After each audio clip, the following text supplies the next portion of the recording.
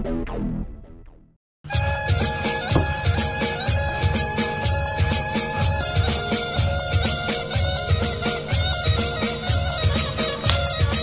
dibuat gulai randang cempedak, ternyata cempedak juga masih bisa dijadikan campuran untuk membuat makanan khas ranah Minang lainnya. Salah satunya lamang. Maknet sudah siapkan semua bahan, jadi Ambo pas sekali datang kemari. Yang dijadikan bahan masakannya buah cempedak yang sudah masak.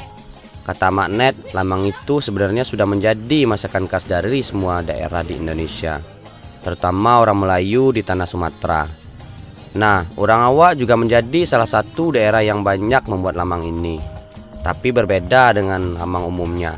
Kali ini cempedak jadi bahan pembuatnya. Yang digunakan adalah daging cempedak yang sudah masak. Biar semakin bagus dan enak, kita juga butuh bahan tambahan, yaitu santan dari kelapa yang sudah tua. Santan ini akan membuat lamang terasa gurih, sekaligus yang akan membuat beras menjadi masak. Kalau istilahnya, santan pengganti air untuk menanak berasnya. Oh iya, parutan yang Bunet gunakan ini namanya kukuran. Orang Minang memang biasa memakai alat tradisional ini. Oh iya, biar semakin bagus, kita juga butuh bawang merah dan bawang putih untuk penambah sedapnya masakan. Bawangnya cukup digiling kasar, soalnya yang akan diambil itu aroma bawangnya saja.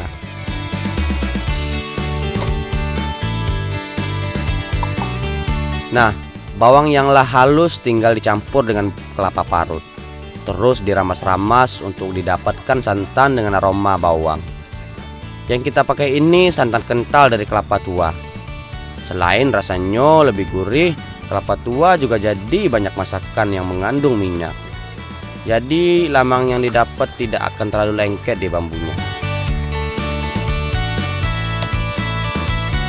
Tugas Ambo mengumpulkan cempedak. Rupanya belumlah selesai. Saya masih harus memisahkan daging buah dengan biji cempedak.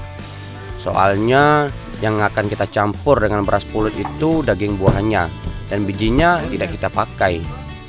Ternyata daging buah cempedak licin juga, jadi susah memisahkannya dengan bijinya. Ini udah nih? Hah? Udah. Oke, Udah. selanjutnya apa, Mak? Nih berasnya lagi nih. Oke, ini beras. Campur ke situ.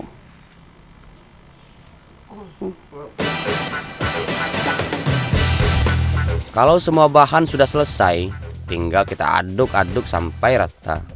Kata Maknet, kami akan membuat dua jenis lamang, yaitu dari beras pulut merah dan putih. Jadi daging cempedak dibagi dua. Setengah untuk yang pulut putih dan sisanya untuk yang hitam. Aduk-aduk terus ya, Mak. Nah, kalau sudah bercampur semuanya, tinggal dimasukkan ke dalam batuang atau bambu. Jangan terlalu penuh, biar santannya nanti bisa masuk. Oh iya, batuang yang pakai tidak terlalu tua ataupun muda. Kulit bambunya sudah buang agar tidak terlalu tebal, jadi lamangnya lebih cepat masak. Bagian dalam bambu juga sudah dibersihkan dan dilapisi daun pisang sebagai alas dan pembungkusnya lemangnya. Jadi kalau sudah masak lamang tidak akan lengket di bambu.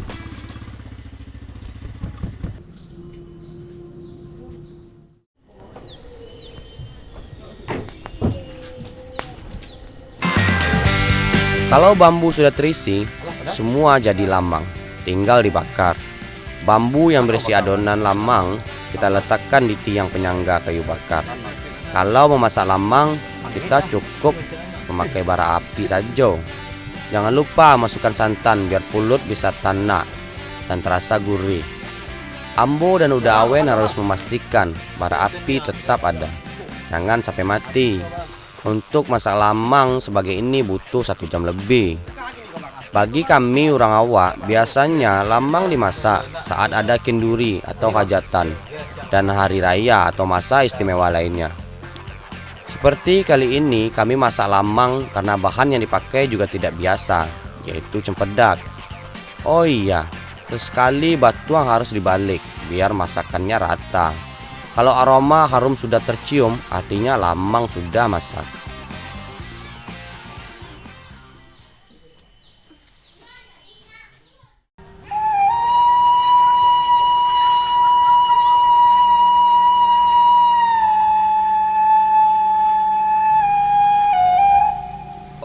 Rasa lamang cempedak ini tidak perlu ditanya lagi.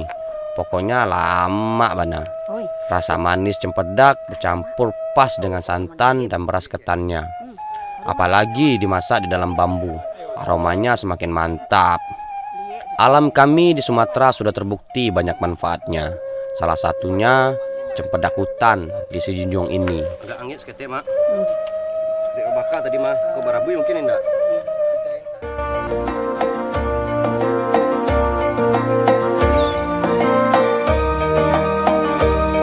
Bagi masyarakat Sumatera dan Kalimantan, buah cempedak sudah menjadi hasil alam yang banyak tumbuh dan banyak dijadikan camilan buah segar saat sudah matang.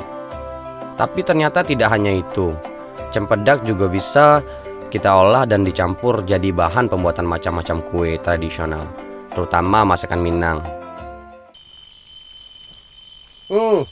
Mani dah. Mani. Kalau masak teh batang mani barang.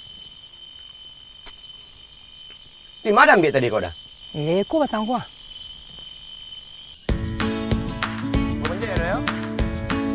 Pak John tidak perlu ragu soal memanjat. Ambo bisa diandalkan.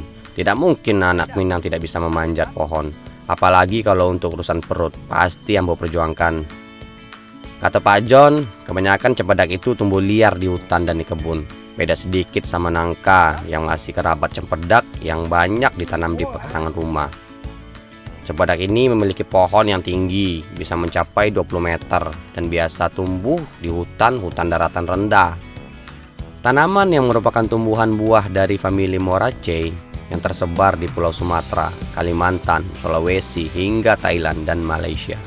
Menurut Pak John, kalau kulit buah sudah agak-agak coklat, terus duri di permukaan buah sudah tidak terlalu tajam, artinya cempedak sudah masak. Tapi karena cempedak muda juga bisa diolah, jadi kita turunkan saja semuanya.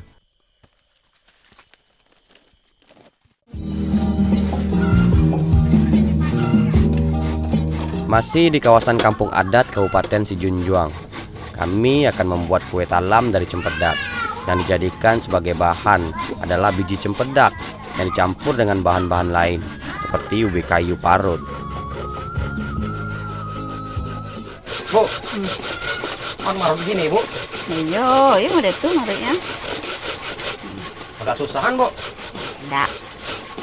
Kalau laki-laki kan banyak tenaga, tuh boleh cepet sudahnya. Tuh nang kadang tuh pakai parutannya. Mak, kau alas selesai, Mak. Alah, abu coba dak kecil loh. Tampangnya gua. Iko untuk apa iko, Mak? Buang saja. Iko nah kali buang kecampuran ke kue talam tuh. Oh, iko. Heeh. Yolah, ambo rabui dulu, Mak. Apa buis tuh?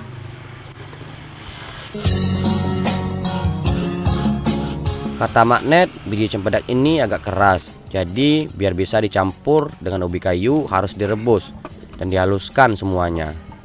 Langsung sedih. Lama. Nah, tutup lek. Ide napi. Kata Magnet, sekitar 20 menit biji cempedak sudah masak dan bisa ditumbuk. Karena merebus biji cempedak agak lama, jadi kita tinggal dulu ya. Yang penting apinya harus terus menyala. Oh iya, selain bahan yang tadi sudah disiapkan, kita juga butuh daun pandan untuk dicampuri ke adonan kue talam sebagai pewarna, biar makin rancak kuenya. Beberapa jenis makanan tradisional masih memanfaatkan sumber pewarna makanan dari alam untuk mempercantik tampilannya. Selain itu, bahan alami pastinya lebih sehat. Kalau untuk warna kuning, kita bisa ambil dari kunyit, merah dari buah bit atau buah nama. Daun pandan yang digunakan harus yang tua, biar warna hijaunya makin bagus.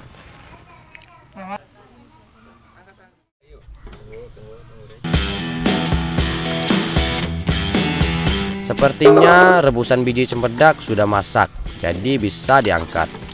Daging biji cempedak yang sudah masak berwarna kecoklatan.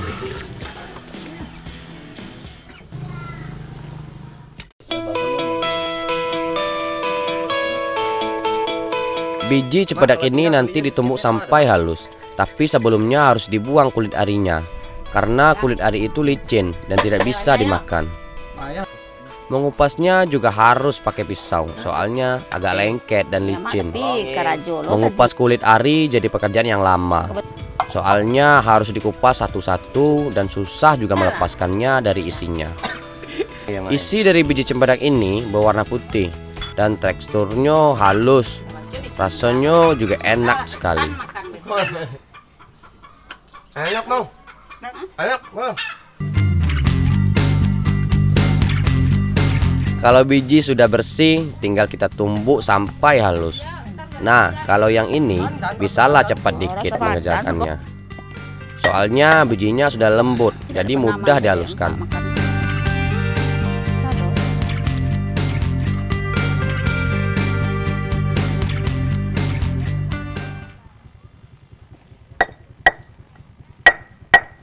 Kato magnet kue talam ini terdiri dari 3 lapis. Pertama, lapisan bawah dari singkong yang dicampur dengan biji cempedak. Nah, kalau lapisan kedua dan ketiga itu campuran biji cempedak dengan tepung hongkwe.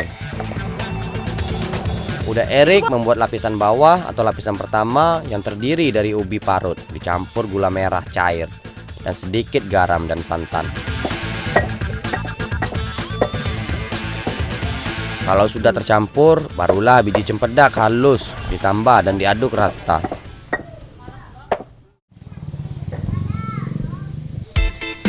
Loyang berisi adonan pertama dikukus ke dalam dandang yang lah mendidih airnya.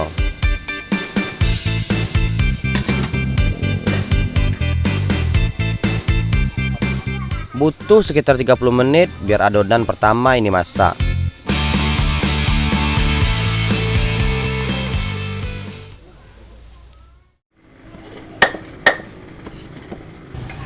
Kalau urusan lapisan pertama sudah selesai oleh Uda Erik, sekarang Ambo dan Magnet akan membuat lapisan atasnya.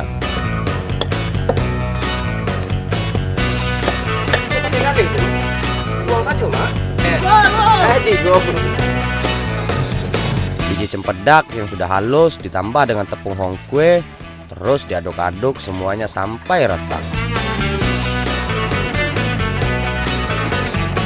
Setelah ini, barulah adonan kue diwarnai. Sari pandan yang sudah diperas dicampur dalam adonan, sedangkan yang lain ditambah dengan pewarna merah. Semuanya dicampur rata, dan adonan ini dibuat encer. Kalau sudah selesai, barulah adonan dimasak sampai kental, dan baru bisa dilapisi dengan adonan pertama tadi. Sadonya kok dimasukkan mak? Nah, untung udah Erik telah menyiapkan tungku untuk memasak adonannya. Semua dimasukkan dalam periuk yang sudah dipanaskan dan diaduk terus sampai mengental. Karena kita menggunakan tepung hongkwe alias tepung jaguang yang bersifat kental, jadi dapat mempercepat masakan adonan yang mirip agar-agar ini. Tidak terlalu lama adonan sudah mengental dan siap dimasukkan ke dalam loyang. Selagi panas, adonan yang telah masak langsung dimasukkan ke dalam loyang agar bisa melekat dengan lapisan pertama tadi. Kue talam ini dibuat jadi 3 lapisan dengan susunan warna sesuai selera. Tinggal tunggu sebentar sebelum dimakan karena adonan kue perlu didinginkan agar tetap lapisan bisa melekat dan bersatu.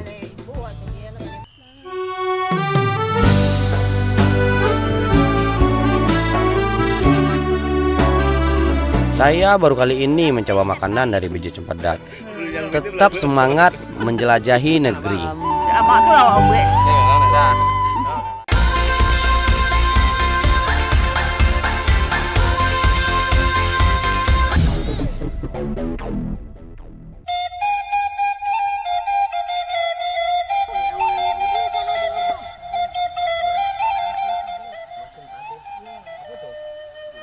Kandis bukanlah rempah populer yang biasa dijadikan bumbu masakan oleh masyarakat di Indonesia. Tetapi di Sumatera, iko menjadi salah satu bahan penting pada beberapa jenis olahan. Masih di daerah Sijunjung, kandis sudah sangat biasa untuk diolah jadi masakan yang sangat terkenal bagi orang Minang, yaitu asam pade. Bagi yang sering makan di rumah masakan Padang, tentunya lah tahu kalau asam pade iko adalah gulai berkuah yang bercita rasa pedas dan segar. Kali iko yang dijadikan bahan untuk membuat asam padeh adalah kandis yang telah masak dan masih segar. Buah yang masak tidak terlalu banyak mengandung getah seperti buahnya yang masih muda. Jadi aman pas dikupas dan dibelah.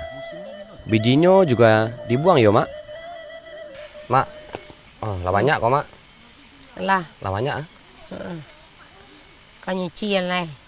Oh, kok dicuci lo, Mak? Yo dicuci dulu. Basuh bersih-bersih. Hah? Siap dibasuh, Bo.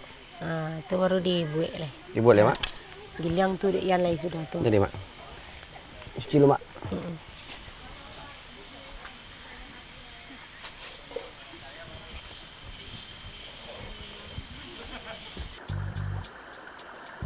Oke, Mak. Ambo cari air mengalir dulu yo untuk mencucinya.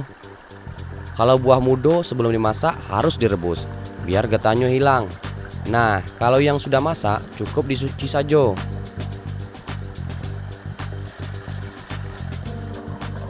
Kulit kandis matang dapat diolah jadi selai ataupun dibuat acar segar. Banyak juga kan variasi olahan asam kandis ini?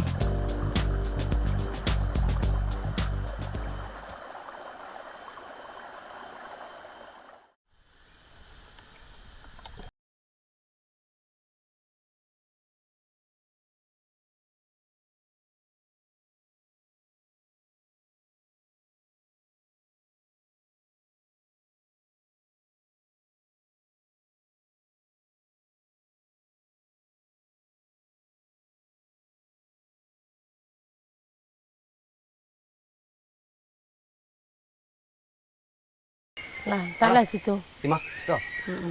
Apa tuh, Mak? Kerupuk jariang. Cuci ya? Iko kok suka nambah warna kok, Mak? Yo, Kerupuk bisa jariang kok? Yo, beko digoreng kok. Digoreng? Wah, buat masih padeh lu. Sudah tuh digoreng. Iyan gilang bumbu lu. Ini mau bulu. Yo. Ayo cepet lah, Mak. Paling lagi tak, Mak. Kan yan lu kana. Iya lah, Mak. Yang bantu ya, Mak. Yo. Kunik lu yan, kunik. Kuning dulu, Mak.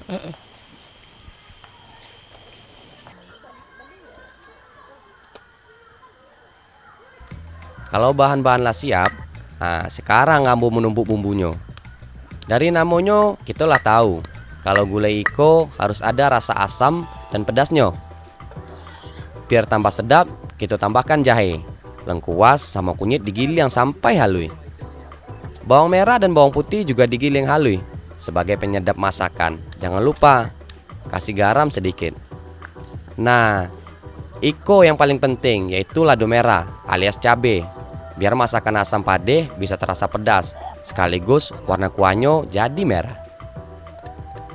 Rasanya kurang lengkap kalau masakan Minang ndak pakai bumbu, apalagi tanpa lado, ndak terasa lamaknya. Kalau semua bumbu lah siap, ambo bisa memulai masak. Asam padeh biasanya dinikmati dengan kerupuk jariang alias kerupuk jengkol. Kata Maknet, kerupuk jariang iko gurih. Jadi pas kalau menemani gulai sampade yang asam pedas dan segar. Bumbu yang lah halui iko langsung dimasukkan ke dalam air mendidih dan diaduk rata. Semua diaduk-aduk sampai matang dan kuah masak. Setelah itu tambahkan irisan ikan. Terakhir potongan asam kandis dimasukkan ke dalam kuali dan dimasak sampai bumbu tercampur sadonya.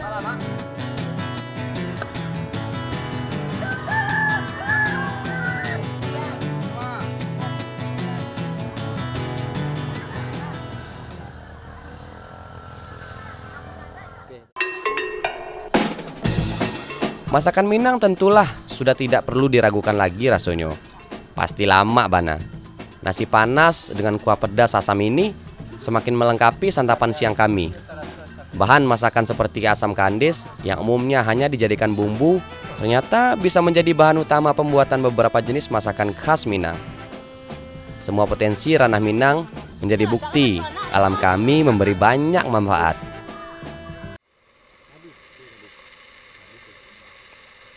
Asam kandis, asam gelugur. Ketiga asam, siriang-riang. Menangis di pintu kubur, teringat badan tidak sembayang. Itulah sepenggal pantun nasihat agama bagi masyarakat Melayu di tanah Sumatera yang menjadikan asam kandis sebagai bagian potongan sajaknya. Awalnya, Ambo pikir asam kandis itu bukanlah nama rempah, tapi cuma istilah dalam pantun saja. Tang sete ah. Udah lah Manje. Ba Berdua Manje. berdua saya yuk kita coba dulu lah. Jadi. Adil, Ah. beko kalau ada yang jatuh, pilih di bawah ya. Ya. Ah. Dah sebelah situ, awak sebelah situ. Ah jadi. Jadi. Nah, rupanya ini dia pohon asam kandis. Besar dan tinggi pula ya. Di Kabupaten Sijunjung, asam kandis tidak ditanam sengaja, melainkan tumbuh liar di hutan atau sekitar kebun warga. Jadi kalau bertemu asam kandis, semua orang boleh mengambilnya secara gratis. Karena bukan milik siapa-siapa, seperti yang kami panjat ini. Kata udajon yang biasa dijadikan bahan masakan adalah kandis yang telah masak, tapi yang masih hijau dan mentah juga bisa diolah. Asam kandis biasanya menjadi bumbu untuk memberi atau menambah rasa asam pada masakan. Selain itu, asam kandis juga bisa dijadikan bahan untuk membuat beberapa jenis masakan dan masakan khas Minang lainnya. Banyak lu. Ambolah bersama Mak Net yang akan memasak gulai dari buah asam kandis muda. Buah yang masih berwarna hijau ini harus dibelah dan dibuang isinya. Ternyata asam kandis termasuk jenis buah yang banyak getah dan lengket. Jadi saat membersihkannya jangan sampai mengenai pakaian, karena getahnya susah hilang. Karena banyak getah bisa membuat rasa masakan menjadi pahit nantinya. Buah yang sudah dibersihkan isinya langsung dimasukkan ke dalam kuali yang berisi air yang telah mendidih. Kata Mak Net, cara iko bisa menghilangkan getah kandis sekaligus membuat tekstur buahnya menjadi lebih lembut. Ini buktinya, air rebusan asam menjadi keruh, yang menandakan getah asam kandis sudah keluar, jadi siap untuk dimasak.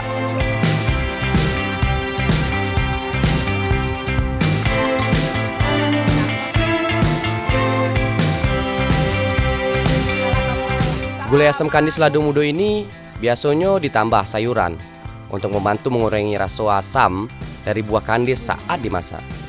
Kita biasanya menggunakan sayuran apa saja, tapi yang sering digunakan adalah sayur pakis atau biasa orang Minang disebut dengan daun paku.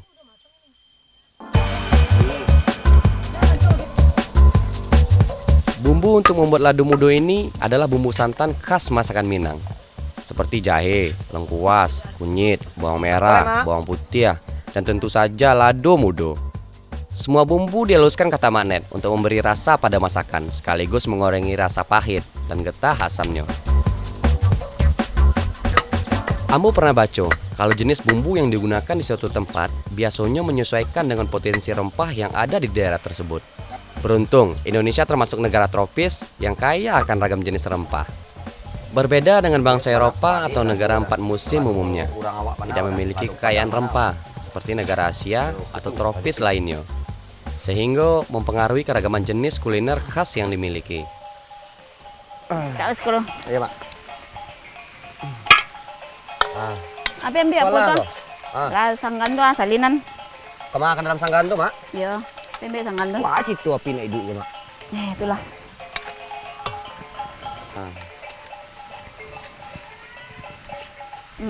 Saya ya sendok tu. Dia buat.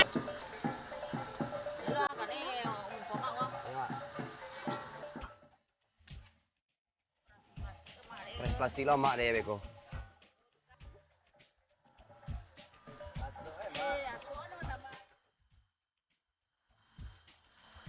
Untung udah John sudah menyiapkan santan, jadi Ambo tidak perlu lagi mengukur kelapa.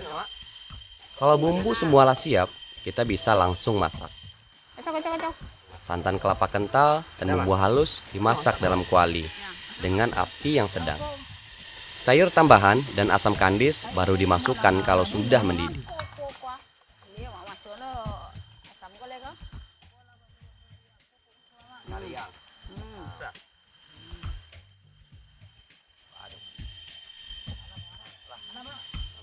Kalau bumbu sudah meresap, gulailah dapat diangkat.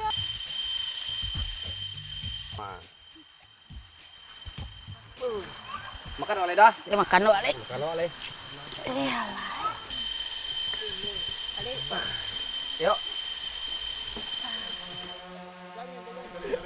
Lihat jangan jauhnya, Om.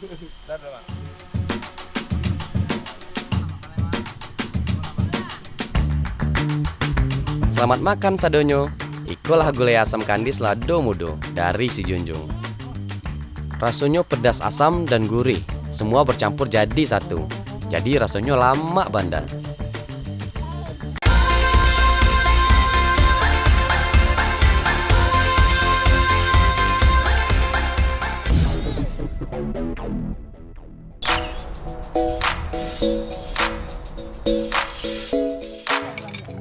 Uni, bantu Ambo ya buat olahan manggariko. Nama makanannya pongi tolu. Nah, iko bahan-bahannya.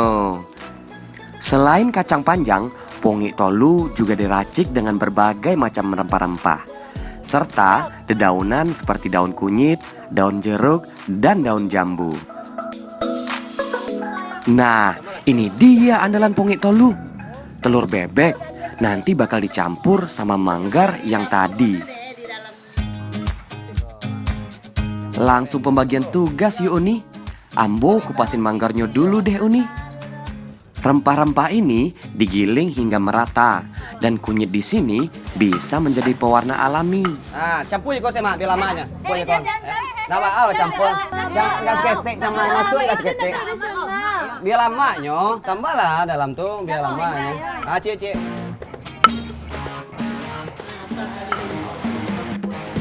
Kacang panjang yang sudah dipotong kecil-kecil dimasukkan ke dalam periuk bersama daun jeruk.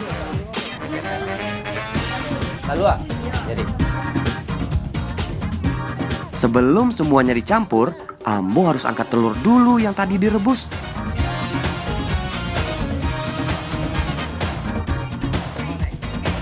Telur bebek mengandung protein dan vitamin yang bermanfaat bagi kesehatan, seperti menjaga mata agar tetap sehat, meningkatkan sistem imun, dan memperkuat tulang dan gigi. Supaya lebih cepat masaknya, Ambo mau rebus manggarnya dulu deh.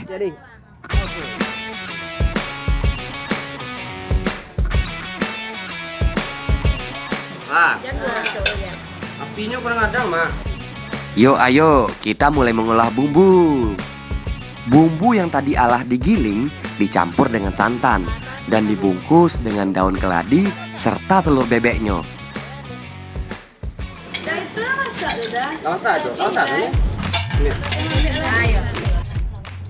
Kalau di Jawa, manggar biasanya dijadikan gudeg sebagai pengganti nangka. Di sini, manggar bisa dijadikan campuran olahan makanan. Kayak pongi tolu ini. Manggar bisa jadi pemanis dan membuat rasanya jadi lebih legit dan gurih.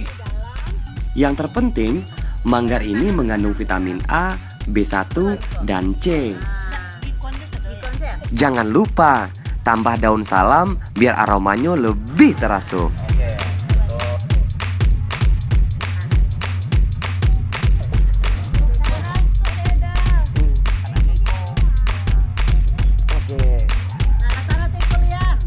Lah harum, Mak. Tak bisa aku dangke. Lah. Wangkit ya, Mak.